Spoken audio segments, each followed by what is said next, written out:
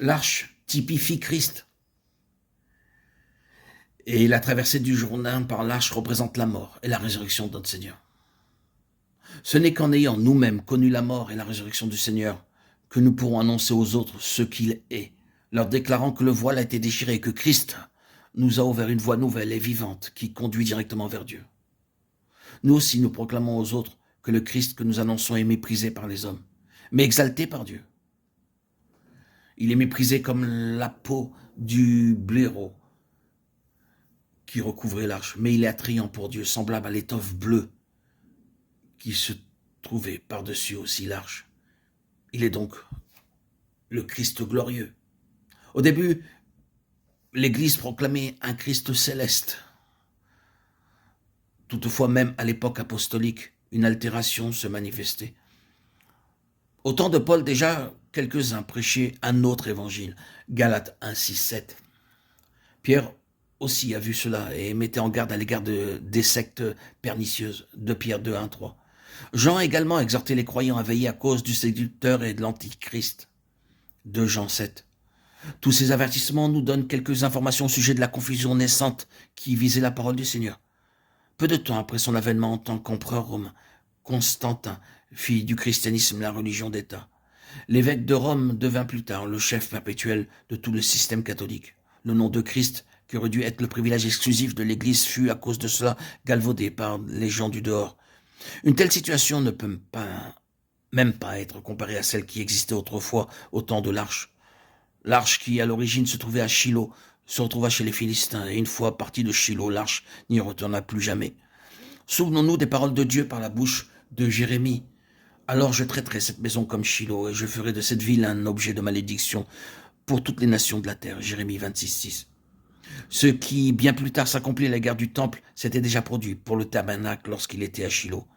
C'est que, malgré le fait que la tente demeurait toujours dressée à Shiloh, elle avait été délaissée par Dieu, parce que sa présence, symbolisant l'arche, ne s'y trouvait plus.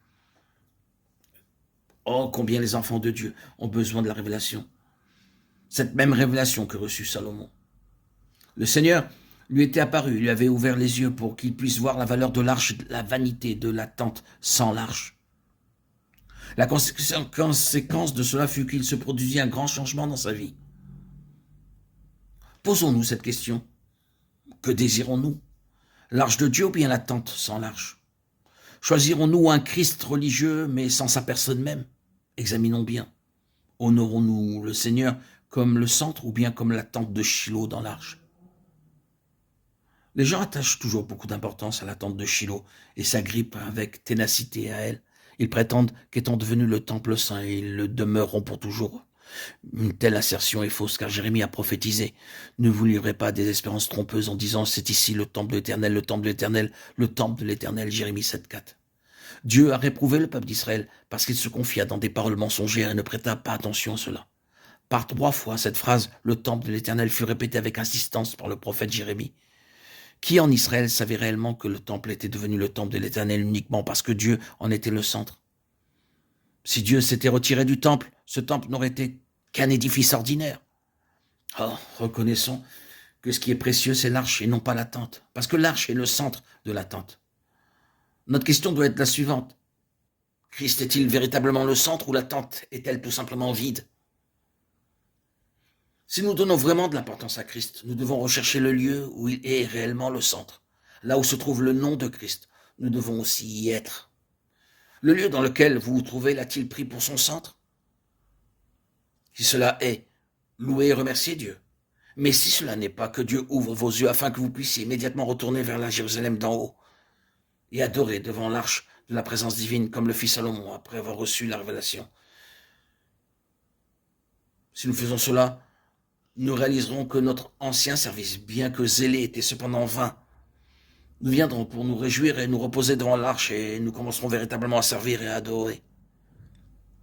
Puissons-nous tous avoir la révélation de la valeur du Seigneur en faisant de lui le trésor et le centre, lui offrant l'holocauste de la consécration afin de vivre pour lui et pour sa seule satisfaction.